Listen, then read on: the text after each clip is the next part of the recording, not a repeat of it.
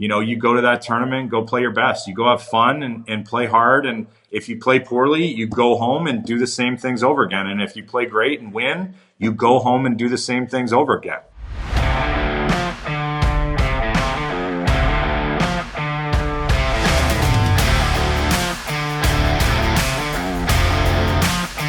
This is The Tournament Code.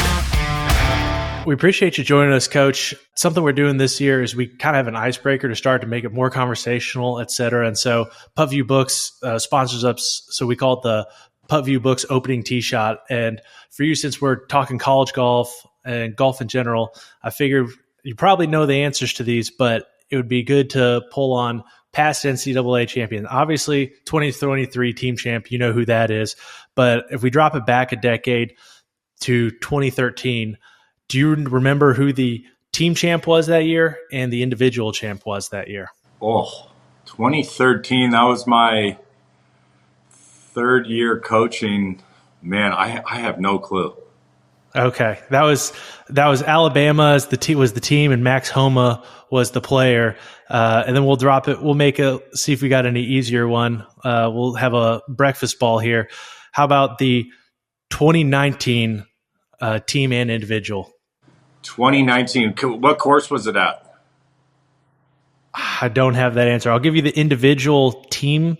The individual played for Oklahoma State. Wow, you guys are stumping me here already. Was it Hovland? That's right around his time. Probably the one at Carson Creek, right? It was Matthew Wolf was the individual. Got it. And I know Oklahoma State won that. That was the year before Oklahoma State won. Brock Everett won the individual. It was Stanford that year. Sorry to stump you so bad. Normally I give multiple choice questions. It's just a hard one to do multiple choice on. No, honestly, I probably need to brush up on my college golf history. I've gotten so engulfed in the SEC here and focusing on what's going on here and trying to stay in the present. But that's terrible. I got to get better. It's probably for the better. Yeah, I got to get better. If you win enough championships, you're never going to have to remember who won it a decade ago because you just got to remember yourself every single year. No, we got a long way to go. So, oh man, I'll probably take some heat for that. It's all good. Tell us a little bit about what's going on at Florida right now. So right now you're the head coach at Florida. Tell us. You talked about SEC championships coming up when we were off air. Tell us a little bit about what's coming up, what you have going on right now, and then we'll kind of dive into your history, et cetera. Yeah, so just finished the regular season about a week and a half ago, and so we got the postseason upon us here, and it was a big year for our program because we lost 3 All-Americans last year that have been pivotal in kind of the rise of the University of Florida back into college golf competitiveness. And, we obviously miss Ricky Castillo and Fred Biondi and Yushin Lin a lot, but it's been amazing because we've had a young group of guys who really didn't have a ton of experience coming into this year step up. So we ended up winning 6 times this year in the regular season, which hasn't been done very often at Florida. So really proud of that and proud of our guys and the work they've put in. But, this is what we play for. This is what the early mornings and the late nights are all about. It's for the SEC championship, for regionals, and to have a chance of winning a national championship. Absolutely. What's it like having, a new team come in and being as essentially really extremely competitive as you are? Because it's not easy to do what you guys have done. No, I think I've learned a lot as a coach because, the last 2 years prior to this where you don't reap the rewards from the work, they're paying off right now. And these guys that weren't playing, they were at home watching some other guys do it. They were still putting in the work and developing their games. And that's what I think. I had a really rough summer. I was super anxious about this team just because I didn't know what to expect. And looking back, if we can continue going forward to making sure that the guys that aren't necessarily in the lineup right now or kind of on the edge of the lineup are still doing the right things at home constantly, that gives you a chance for them to be ready when it is their turn. And the guys this year, the Parker Bells and the Luke Poulters and, Jack Turner's a freshman, but these guys have just been so huge for our lineup. And really, really proud of what we've accomplished and excited to see if we can take it to another level in the postseason. What kind of process do you run for your players as far as practice, qualifiers, and in general inter-team events? Because from what our understanding is, a lot of coaches, even at high levels, run things a little differently. Some are a little more hands-on. Some are a little more, you guys are good enough, go out and play. I'm going to provide you whatever support you need. Go do it. What is your philosophy as to coaching your team? And obviously, whatever your philosophy is, it's at least reaping some success right now, and you're seeing some of the rewards. Yeah, we are very hands-on. We're definitely on the high end of that scale. Coach Hart and I, Dudley Hart, our assistant, we're super close with our guys. We're at the golf course. Dudley's usually there at like 6:30 or 7. He's a super early morning guy. I got some chores at home. I got to take the kids to school, and then I'm there usually at 8 or just after 8, and then we're there until the guys pretty much tell us we can leave. So it's a lot of time with the guys. We take their development incredibly seriously. If a parent's asking me, I have 3 kids, so parents are asking us to take care of their son and develop their obviously great talents. If they're getting to an SEC school like this, we take that job seriously. So it's a lot of hands-on. Most of the guys have the foundations of great golf games. They, most of them have great swings and some decent power, and the basis of what you need to be a good player. We're just kind of adding the polish, and usually a lot of that comes with short game, with wedges, chipping, and the biggest part is their time management. Where they're spending it with their golf game, making sure that they get their schoolwork done so they don't add that extra stress. You got to learn how to take care of your body, how to eat right, and then managing your game on the golf course and just making the right decisions. Really teaching them emotional control and patience and course management and the times to press and the times to not. And it's such a fine art. And a lot of high school players come to us that are very talented golfers, but they don't know all this stuff. And I think Duds and I have been doing a pretty good job of helping our guys get to the next level, and we've seen some success from it. So it's been fun. With the emergence of PGA Tour U and all the opportunities that come with that, how do you guys as coaches manage team goals and individual goals for your players? It's a great question. And I think all of it I know this is going to sound so cliche, but all of it goes back to the process. And if you're doing the right things every day, waking up early, taking care of your body, practicing, working on the right things, playing, and growing and constantly trying to learn, both of those individual and team goals will be met. And we had 3 players in the top 10, I want to say, maybe top 15 of PGA Tour U last year, in Fred, Ricky, and Yushin. And it was never once an issue with the 3 of them. Obviously they're trying to compete hard and get status when they get to the next level. But at the same time, all 3 of them were wanting the best for each other and for the team and trying to take us to the highest level. So in the end of the day, if you play great golf, it solves everything for you individually and for the team. So it's pretty easy puzzle to figure out.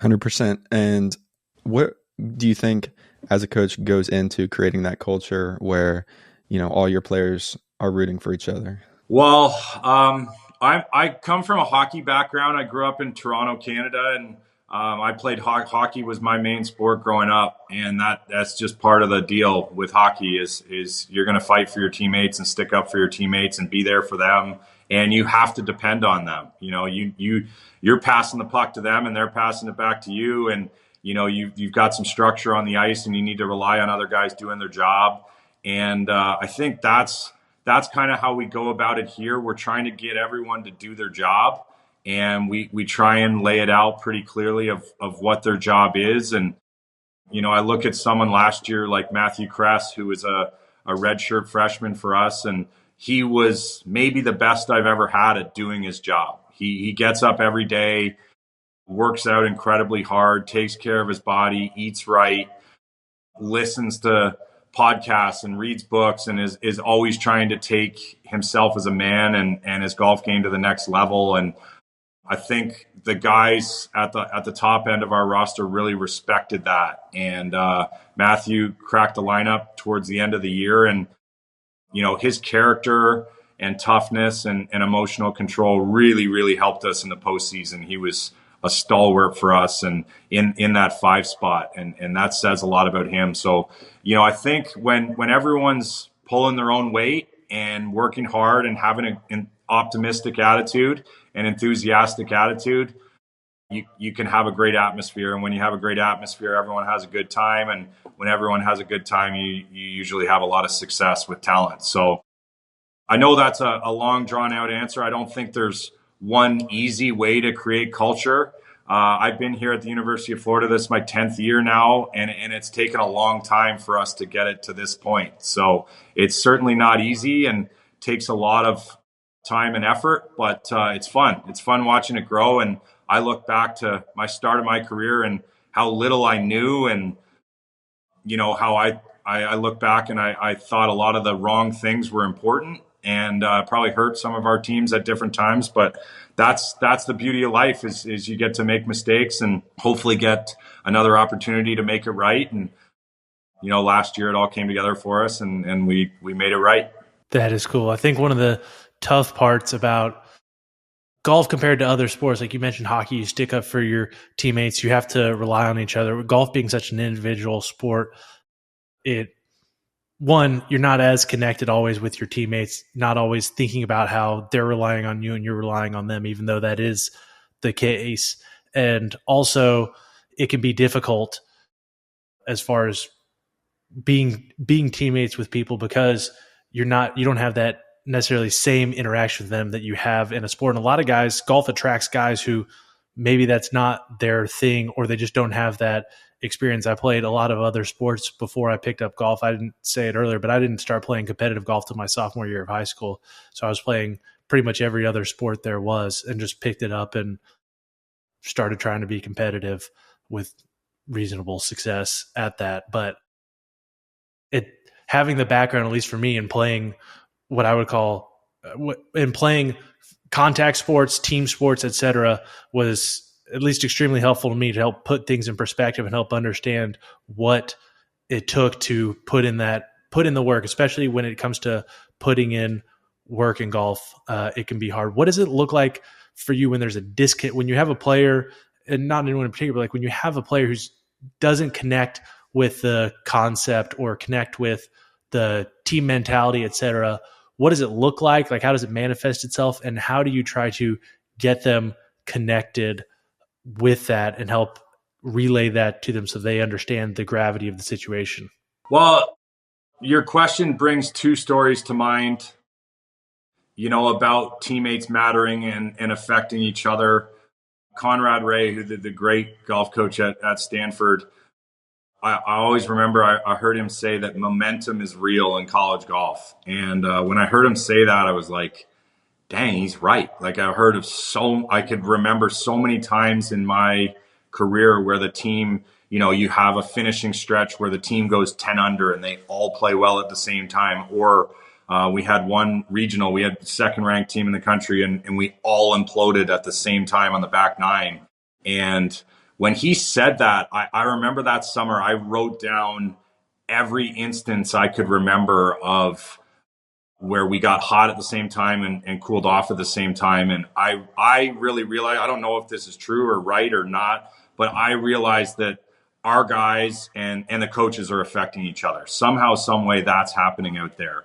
And so we coach that really hard. If you have bad body language, if you're bringing negative energy to our team, the guy in front of you and the guy behind you are going to see you do that. And we're not going to put up with it. And, we've had some guys in the past that have missed some tournaments and missed some time because they can't understand that fact. And that's just human nature. If you see and it can be like, bad moments can be the catalyst to launching you forward, because if you see a teammate like Matthew Kress is the best at this, really struggling on a hole, and let's say he makes a double bogey and his shoulders are back and his chin's up and it doesn't look like it rattles him at all, like that'll give you confidence. Like, wow, he was struggling there and that's not bothering him at all. And on the contrary, if you've got someone up there and he three putts and makes a bogey that's not even that big of a deal, and he's throwing his arms up in the air and throwing his golf ball in the water, and his body language is terrible, that takes away from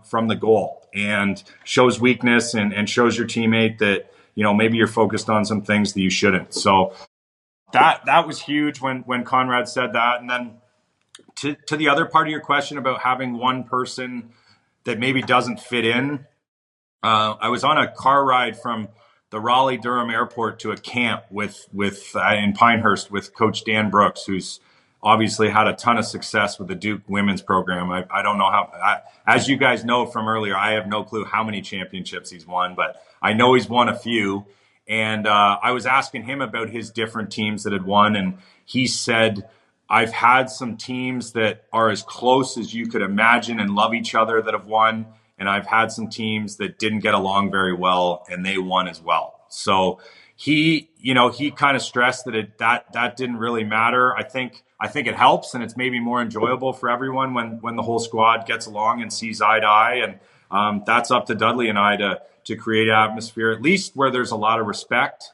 And the guys, I think that's the big thing about working hard and doing your job, is that everyone else sees, okay, maybe he's not my favorite person in the world, or maybe I don't hang out with him all the time, but man, he's doing his job, and I respect that. And respect is probably a little bit more powerful than being likable. And so if everyone on our team can respect each other and respect the job that they're doing, I think your culture is going to be in a pretty good place. Agreed. When it comes, you talked about players putting in work in workouts, and when it comes to resources that you guys have, I mean, Florida's a top-notch school in a lot of sports, and also as far as essentially every sport, Florida's a top-notch school. When it comes to the resources you have around strength conditioning, et cetera, it seems like you probably have a lot. I don't know much about it.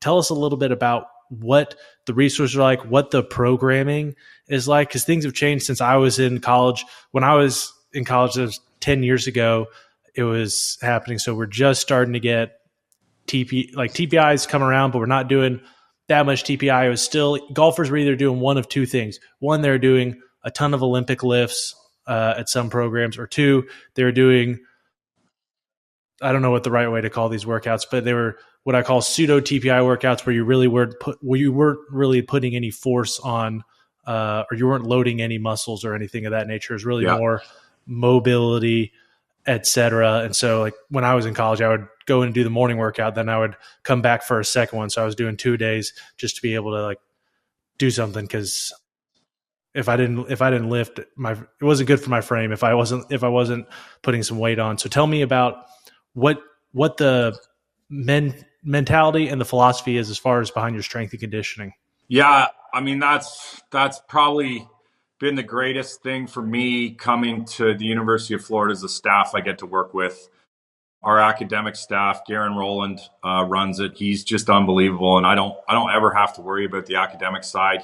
He takes care of all that, and the guys have their own relationship with him that's huge. Takes a lot of stress away from our program. And then on the strength and conditioning side, I've worked with some great coaches since I've been here. It started with Preston Green, who is a longtime strength and conditioning coach for our basketball program, and Billy Donovan. And Preston would hire these interns every year, and they were just the most amazing, enthusiastic, hardworking coaches. And so we've changed a lot and come a long way. But the last 3 years, we've worked with the big Swede, Marcus First, and Marcus has taken our entire strength and conditioning program to a whole new level. And he's gotten TPI certified and learned so much about the game. It's amazing how far he's come. I don't think he knew very much. He was a swimmer in college, and so he didn't know much about golf, but he's learned a ton. He's really invested his time and energy into getting better and making sure that he's having a positive impact on our guys. He comes to our tournaments. He watches our qualifying, to see, okay, they need this, they need that. And so it's a huge part of our program. And I think, this maybe weeds out some kids that think maybe they want to go to the University of Florida. We work out as a team usually 3 times a week, in the morning at 6:15 a.m., And we have some guys on our team, and I'm not exaggerating, they work out 7 days a week, and it's endless for them. And Marcus is obviously, you look at the game and who the best players in the world are. I think it's undeniable that speed is a big part of that. So he's constantly training speed, power, quickness, all those things. He's learned a lot about what translates from the gym into hitting the golf ball further. And, he's going to kill me when I say this, but because I was just working with him yesterday. Tyler Wilkes is a senior on our team from Tampa, Florida. He's been a great player, really helped us a ton throughout his career. And he came in kind of mid 160s ball speed. He's big. Tyler's probably 6'2", 6'3", plenty of weight on his frame, but he just didn't have the strength and the power. And it took him a while. He fought us on it for sure, but he's really bought into the gym. And Marcus has done a great job kind of earning his respect and trust. And Tyler can hit 175 ball speed now, and swinging it close to 116, 117, 118, and that's huge for him. And he's got an amazing short game, and that carried him in junior golf, and he was able to beat a lot of people in the state of Florida. But you go to the next level, the higher level of college golf, and obviously pro golf, you've got to be able to get the ball out there at least 290 yards. And if you don't, you need to be Jim Furyk, where you don't ever frickin' miss your target. You're so accurate. So, and there's not very many Jim Furyks in the world. So yeah, we put a ton of time and energy into it, and to watch the speed changes and body changes from freshman year to senior year is very, very rewarding part of my job. I can think of so many stories. Quentin DeBove comes to mind. He's a senior this year that's going to be moving on, and how far he hits the golf ball now is just unbelievable compared to where he was as a freshman. So it's definitely setting them up for success. Since you started at Florida 10 years ago, a lot of things in the game have changed. Just kind of like how we're talking about, speed has become a big focus. Also, there's been this big push with analytics. How have you used analytics to improve how you lead this team? Yeah, that's such a good question. And I was lucky because analytics got really big in hockey. I know I mentioned this a couple times, but I'm the biggest Toronto Maple Leaf fan in the world and constantly following the NHL. And there's some advanced stats in hockey, Corsi and Fenwick, and these different metrics that they've been following in hockey a long time. And I got really, really curious about that, just about on the hockey side of, okay, general managers and coaches are starting to use these numbers about, shot attempts and puck possession and different things like that in hockey. And I'm like, how can that translate to golf? And haven't really figured out a science of it yet, but obviously I try and read Every Shot Counts by Mark Brody once a year. He's obviously the guru in golf about, it's amazing.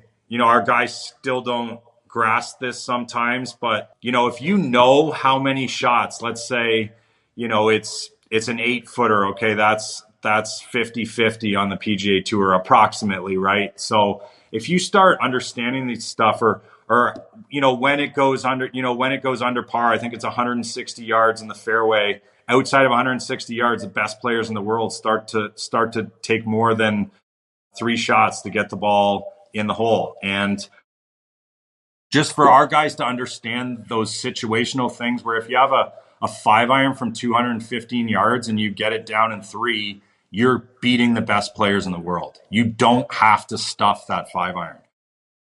And then, laying up on par 5s and just strokes gained is just huge. And you have to have an understanding of that. I use it constantly when I'm in my own brain, when I'm out there with my guys, thinking through their strategy and what they need to do. And, Dudley's so great because he's got all that PGA Tour experience. He was out there for 25 or 30 years watching the best players in the world. So it's second nature to him. But I've had to learn a lot of this and understand what the best players in the world are doing. And yeah, so I think analytics and understanding how to put up a score and when to take risk and when not to is enormous in the game. Yeah, it's amazing once you get into analytics and also just probabilistic thinking. as far on the golf course and understanding that we have control of, so we have some control, but really not that much control. We're trying to make the same swing every time, but if we're hitting driver, our dispersion is going to be somewhere in a 60 to 70 yard range, depending on who you are, depending on skill level, et cetera. And understanding that on the golf course can make a big difference for guys, where, especially when you're picking tee shot targets, it's amazing to me still, a lot of people that I talk to that are playing competitive golf haven't fully picked up on that, and they're hitting shots that again, they're way better than me, so more power to them, but I know their dispersion isn't 40 yards wide necessarily. And so when they're hitting driver into certain spots where there's OB on either side, I watch them like, man, it's tough to make that decision over and over and not have that bite you frequently. How are you working with players strategy wise going into a tournament? I think I'm trying to pull if correctly. I think when we had talked with Jesse Mudd, he talked even back when he was playing there that there was a lot of work that went into tournament preparation.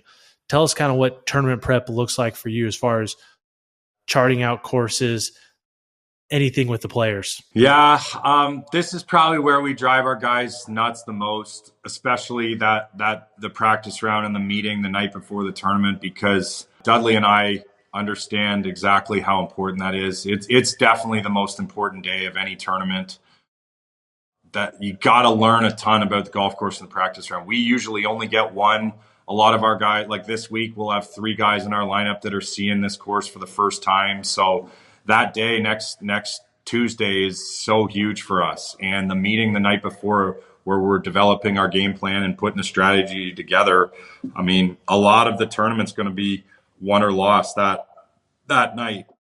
And Scott Fawcett with Decade Scott's a great friend of mine. We're constantly talking about stuff and running things back and forth off each other. And he helped me a lot understand strokes gained and strategy. And, it's tricky because, Scott will probably disagree with me, but I think every player is different. We had Fred Biondi last year who won the individual national championship. And I had a rule with Fred with driver that there was no rule. If Fred wanted to hit driver, he's hitting driver. And he just was an unbelievable driver of the golf ball. And I would not recommend that to everyone. He was still smart about it and wouldn't do it and would hit 3-wood or drop back to hybrid a lot.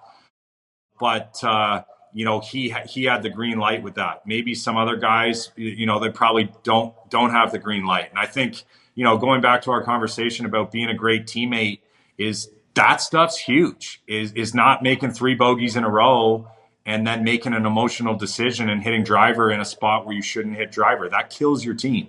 And those are some of the things that I will not put up with. If we got a plan to do it one way and then you make an emotional decision because things aren't going your way and things get worse, that drives me nuts. And we've had some players this year piss away some tournaments just sheerly off decision making. And as a player, that should drive you nuts because you work so hard to get your game ready, to get your short game ready, to get your putting ready, and then you're going to ruin your chance to win a golf tournament or for your team to win a golf tournament because you're making a bad decision that's so controllable. That's the stuff that drives us nuts, and hopefully we're instilling in our players that should drive them nuts as well. So the preparation is key. It's different for everyone, and that's the art of coaching. You gotta really understand what your guys are good at, what they're great at, how you can best use their talents to shoot a score, and hopefully you're teaching your guys that throughout their 4-year career. But it is a big puzzle. It never ends. And that's the fun part of golf, is you're constantly working on little things to become the best player you can possibly be. Yeah, so when you guys have that meeting next week, the night before the first round of the SEC championship, how much of the strategy is going to be like, we're going to do this as a unit, we're all going to approach this hole or, this shot this way, and how much of it is, you're going to do this and you're going to do this for individual players? Ooh, that's a good question. I think there's some points on the golf course where and we always ask for our players' input. That I think you have to have that. Dudley and I certainly aren't dictating the way that they're going to play golf. I don't, both of us know that's a recipe for disaster. They've got to make it about their game and what they're comfortable. They're the ones pulling the trigger. And I think that's the biggest thing for us is what kind of plan can we put together where these guys can commit to each shot 100%. And even if it's hitting a 2-iron on a hole where they really want to hit driver, are they going to be fully committed to that 2-iron? And so we're just trying to put together a plan that we can fully commit to. But yeah, absolutely. I think usually it comes a lot more with pin placements. Okay, we know the pin's going to be here one day. We are not firing at that.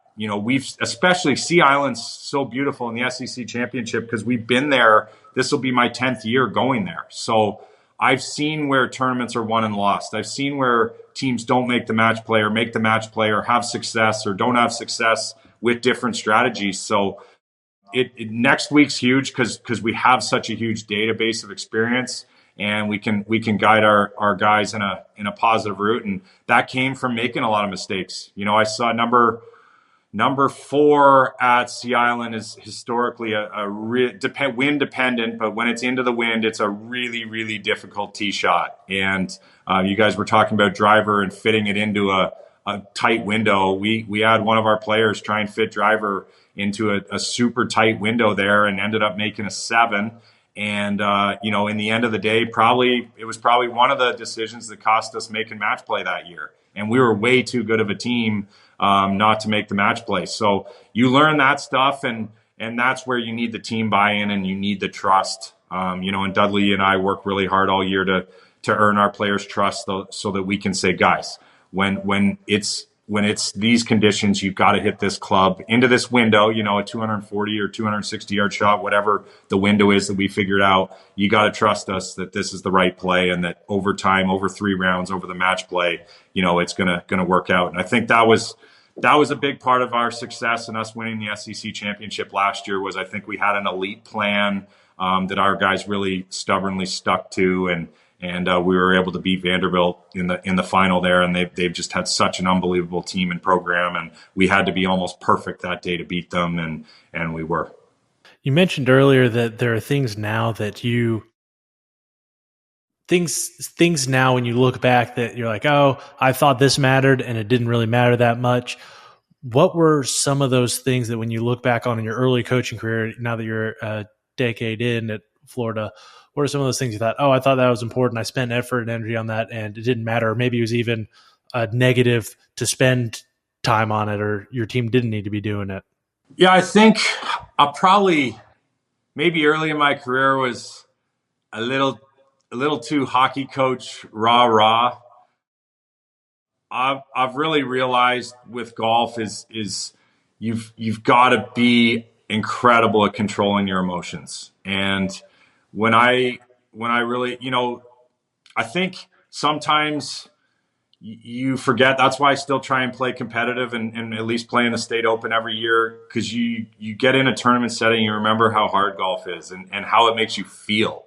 And sometimes, I'm like getting upset at our guys about, silly, stupid things. And obviously they're not trying to screw up. So I had to take myself out of it and take the emotions out of it and coach them and help them understand.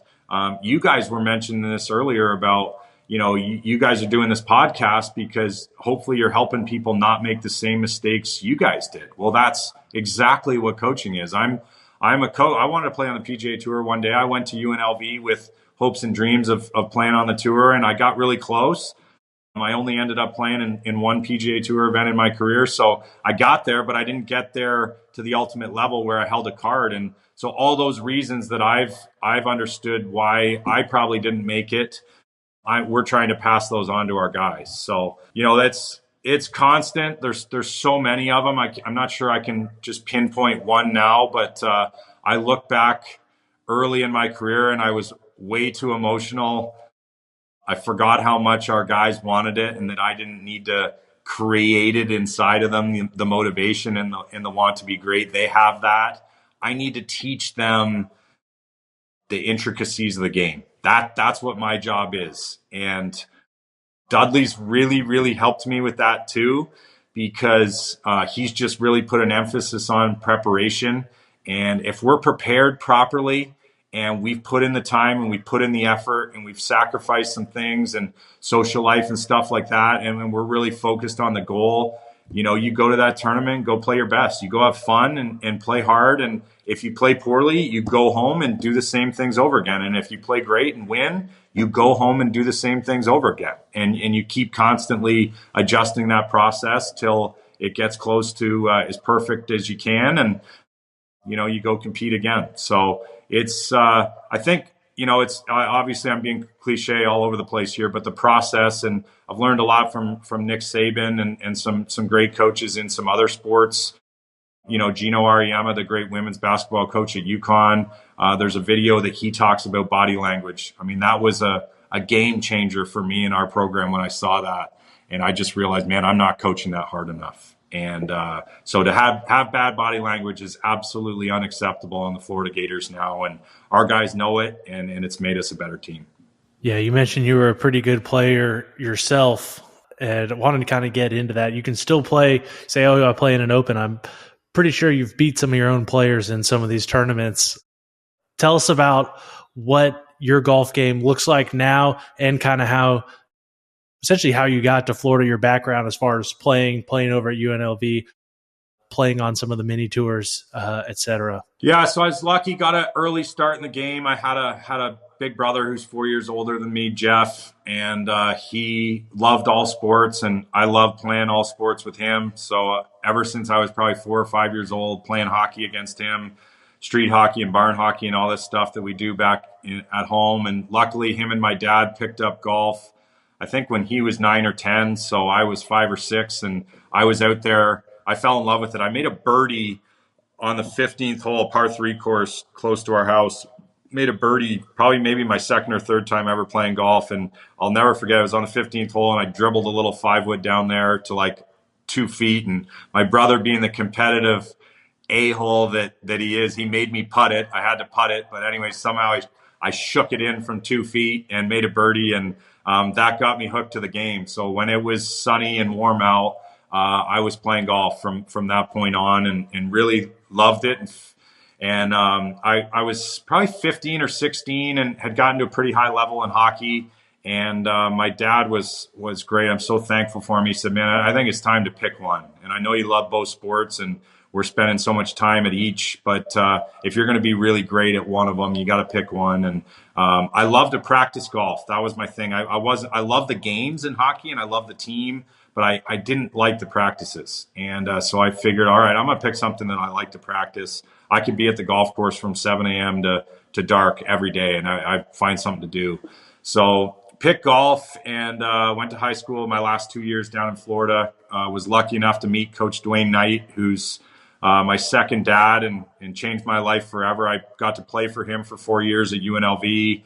Ryan Moore, who's had a wonderful PGA Tour career. He's been out there since we left college. He was my roommate there for freshman year. And then my last 3 years, I roomed with Troy Denton, who's now Will Zalatoris and coaches the Cootie brothers. And, he's had a lot of success swing coaching out on the PGA Tour. He's still out there pretty much every week. So I was surrounded by two guys who absolutely loved golf.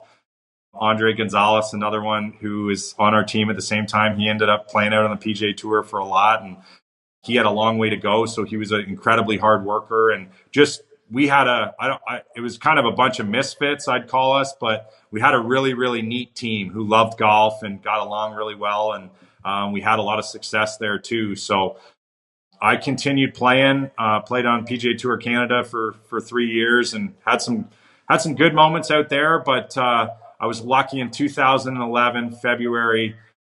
I had just missed Q school in November at second stage. I missed by one shot to make it to final stage. And I think that was a sign looking back now. But Coach Knight called me in February and said, hey, my assistant coach, Darren Dorsey, just left. And would you come and take his position for the rest of the year and see if you like it? And to have a consistent salary at that point, I was broke, maybe $10,000 in debt. that sounded pretty good. And he said, look, you can come and play with the guy. You get your work done. You can play with the guys as much as you want. So that was awesome for me. That team was Kurt Kitayama and Carl Johnson and Kevin Penner, Nico Maruri. These were just the most great young men.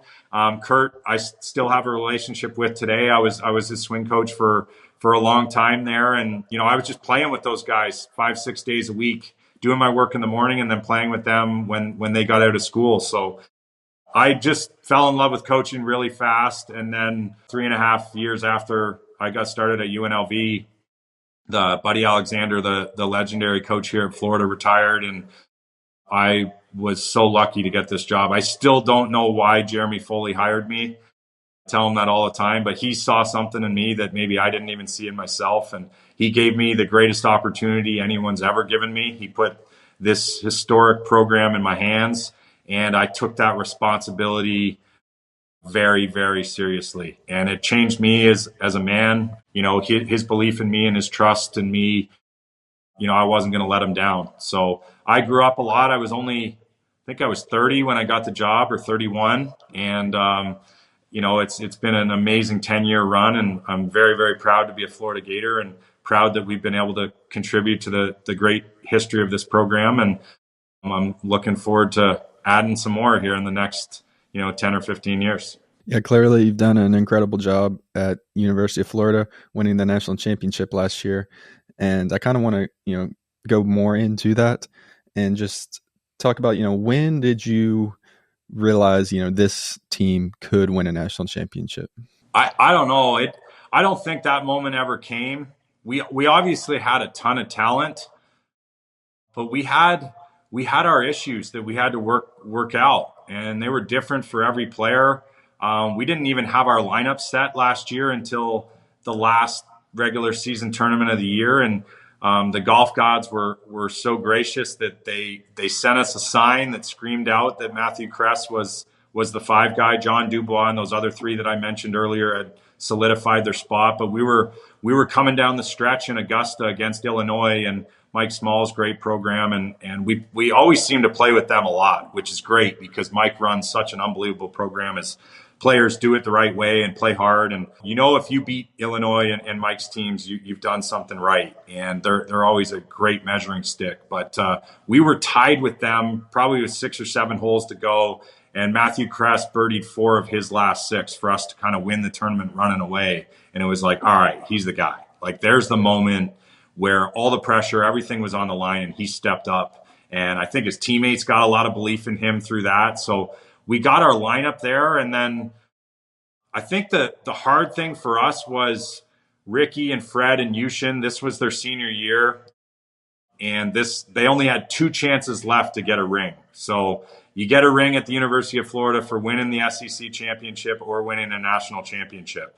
And they were 0 for 6 in their first 3 years. And that was daunting. It was really scary to have a team that was that good and that talented, and they were possibly going to leave our program with nothing to show for it. And so they kind of clicked as a unit. They started doing things differently. Our sacrifice and work ethic went to another level. And these guys, they really were on a mission to do something. And we had lost to Vanderbilt in the final of the SEC championship a year before, and we played really great. We took all of us to beat Ole Miss in the quarterfinal. I remember that. And then we played really well against Texas A&M and beat them in the semis.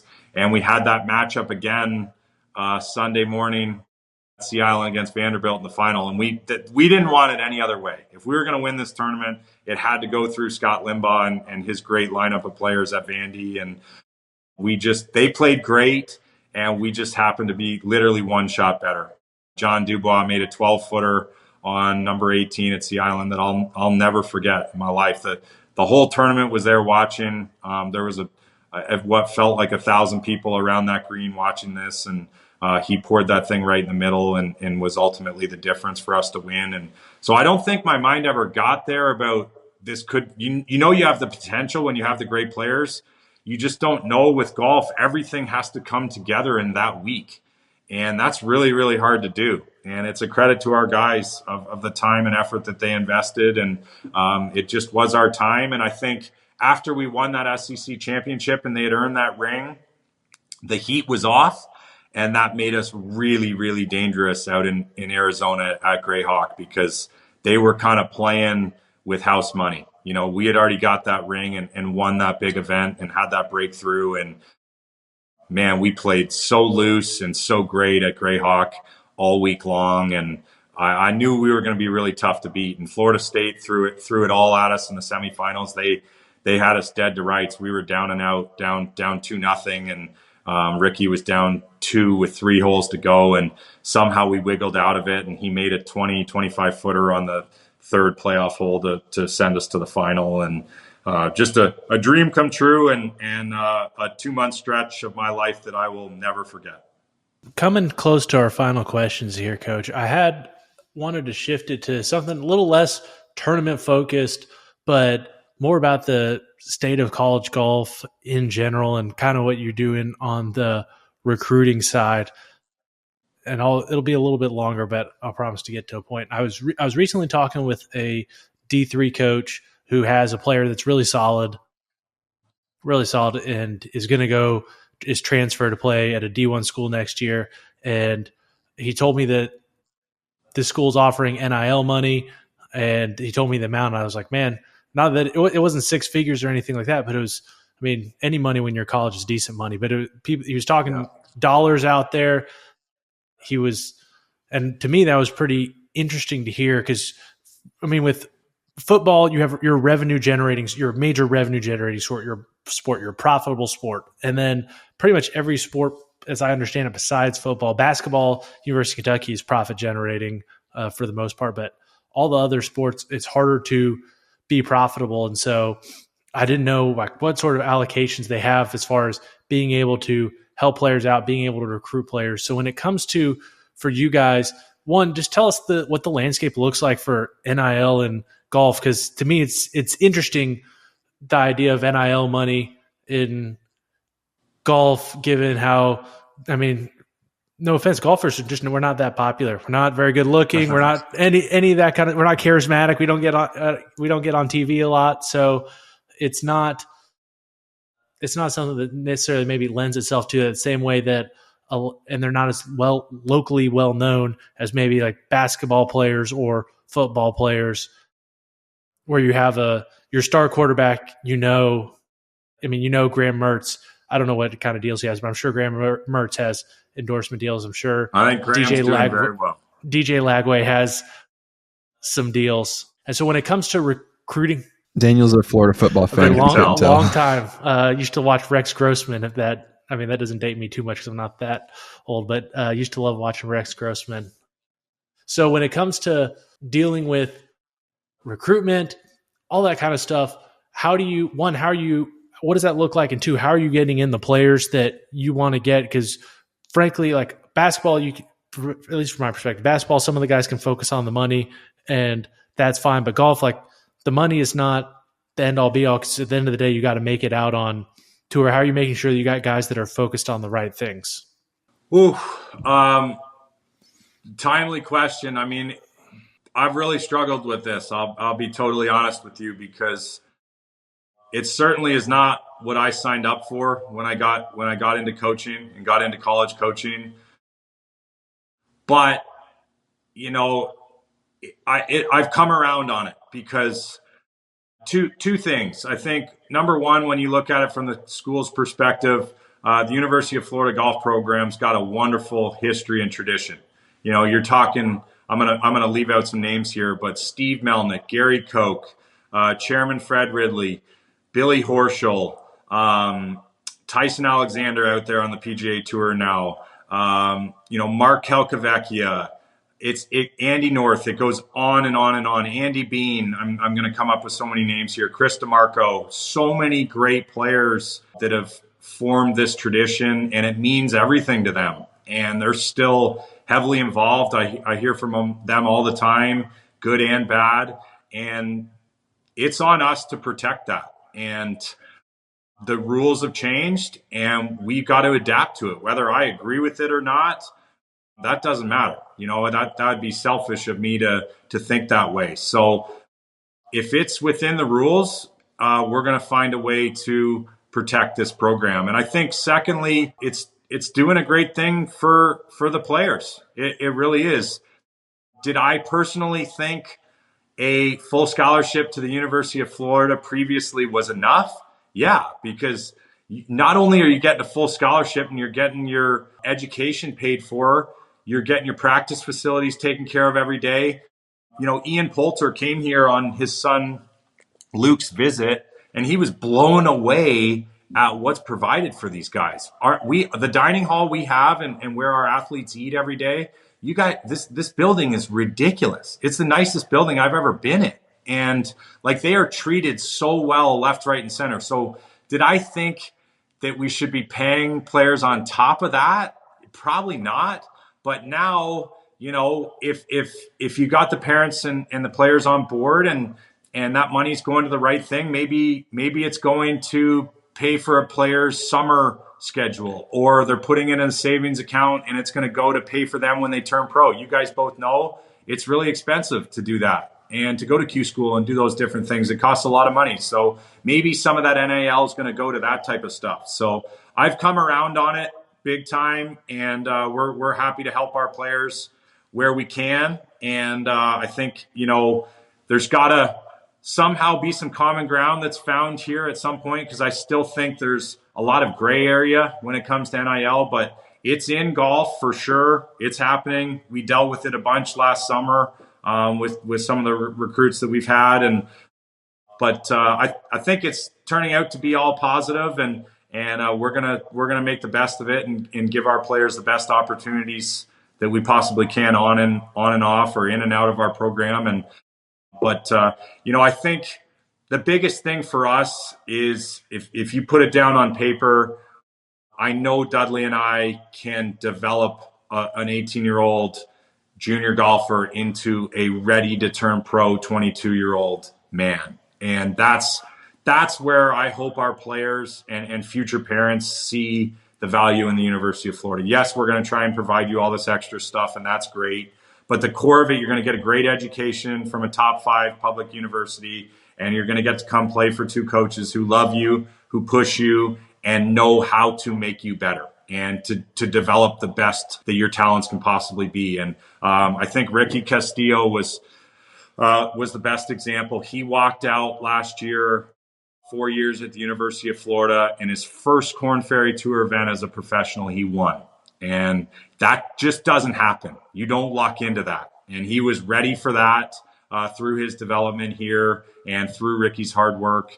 And I'm super proud of that. So hopefully the future players and recruits and their parents see the way that we're developing our players as men and as golfers. And that's going to be what the most valuable part is. That's the one where he beat Teeter, right? Is that right, Coop? I think so. Yeah. It was, okay. We're rooting against him. No offense. We like that's Josh. Okay. I mean, I'm sure a lot of people are, and Ricky's the type of competitor that he probably likes when people are rooting against him and makes him even better. Maybe we should say we're rooting for Josh to do better than him. There you go. That's we like Josh. Yeah. Okay, that's interesting to hear. So, from your perspective, I guess one is it sounds like. So again, the general theory behind NIL is schools are profiting. I mean, that's not the exact theory, but schools are profiting off players, and so they should get some sort of benefit from that. And what it sounds like here is, I mean, it's not like the golf program is necessarily profiting off players' revenue, the school isn't necessarily doing that, but because of the history, et cetera, it's something the school needs to invest in all resources. And so it's a lot of the NIL program is in large part funded by former players and other people who are involved in the game who want to see Florida go on to success. Is that about right? I think that's bang on. Okay. And in general, like if you don't, I mean, I don't know what the numbers look like, and I don't need anything exact, but just in general, like what would you call like the average state out there dollar wise? What I heard from this D3 coach, it was another school in Florida, D1 school that was recruiting this guy, and they offered the guy $20,000 to come over and play and a full ride, which I was like, okay, that sounds about what I would guess the market is, but I don't know if, that sounds like what the market is probably, but I have no clue. Yeah, honestly, I don't know. And that's probably the trickiest part that I was alluding to in my previous answer is is we're all like playing this game and we don't know what the rules are. And the market is obviously not public. We're not seeing these contracts or whatever's being signed. So I honestly don't know. We try and take as much from the players and their parents as we can, and hear what they're doing and what other coaches are saying and doing. But that's the trickiest part about this game is that I always, one of my dream jobs was being a general manager of the Toronto Maple Leafs. Okay, so you're negotiating with Austin Matthews, who's one of the best players in the game right now. He just, unfortunately, last night didn't get his 70th goal, but he scored 69 this year in 82, which is pretty amazing. But so a GM's negotiating with Austin Matthews. You're negotiating with his agent. His agent says, "Okay, you're going to pay Austin $15 million over the 8-year term." Okay. But the Colorado Avalanche are offering them $17 million. So it's all transparent and out there. It's not like that for us. We're not dealing with agents and stuff like that. So it makes it super tricky. You don't know what other schools are doing. And so I'm hoping there's going to be more transparency involved going forward so that everyone can kind of play by the same rules and know what we're up against. But I hate to give you that murky answer, but that's really where we're at right now. That makes sense. Well, we'll hit our last question here. It's the same for everybody, and for you, it's going to be 2 parts. First part is, if you could go back to yourself as a junior golfer and tell yourself just one thing, what would that one thing be? And the second part is, if you could tell a junior golfer one thing, what would that one thing be? For sure, with myself, I would go back and teach myself exactly what we're constantly teaching our guys every day now, and that's work as hard as you can between tournaments. Take those lessons from your last couple competitive events, apply them to your practice, work on those specific situations that you need to get better at, and then when the next tournament comes up, go play. Don't make it more important or less important than the one before or the one coming up. You just go play golf, and if you play great, awesome. You go home and get back to work. If you play really poorly, yeah, it's going to hurt, but you just go home and get back to work. And that depressurizes golf, and I was the worst at that. Every event I went into was like the Masters for me. And you can't play golf like that. You got to work hard at home and then go enjoy the competition. And I wish I would have enjoyed the competition a lot more than I did. And then I think the second thing, if I could talk to junior golfers now, they work so hard with their swing coaches or their short game coaches, but you can work on your mental game by yourself. And that's embracing the challenge of golf. This is a really, really complex and hard sport with a lot of moving parts. And if you can understand how difficult it is, I think you're so far ahead of the game. And have some grace with yourself. And if you have some grace, you can start to control your emotions a lot better and don't have these crazy expectations, because I constantly see junior golfers and even college golfers who let bad rounds spiral. And what should be a 72 or 73 turns into 76, 77, 78. And all of a sudden you can't beat the best players in the world when you're shooting those scores. You can do it when you shoot 72, 73. And you can always find a way to, if you're a good player, you can shoot that score by being patient, controlling your emotions, continuing to make good decisions. But when you let the emotions that are so amazing with this game, that's what we all love, is how great a birdie or a majestic 4-iron to a back pin feels. Like, that's the great stuff. But you got to understand the bad stuff's coming too. You're going to miss that 4-footer. You're going to miss that easy up and down. You're going to misjudge the wind. You're going to hit a bad drive. Those things are coming for the best players in the world. And when you can handle that and embrace the difficulty of the game, you got a chance to be great. Excellent. Well, we appreciate it, Coach.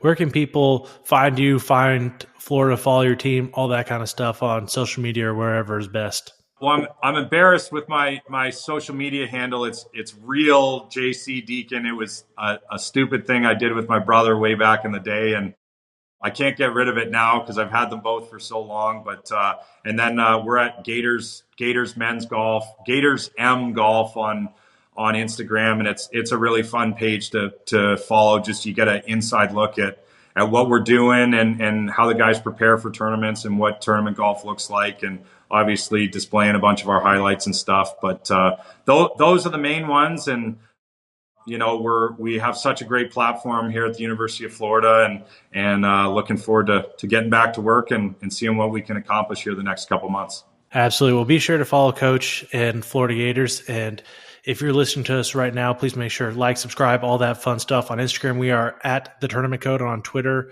we are Tournament Code. As always, we appreciate you joining us, and we look forward to diving in deeper to what it takes to play elite tournament golf.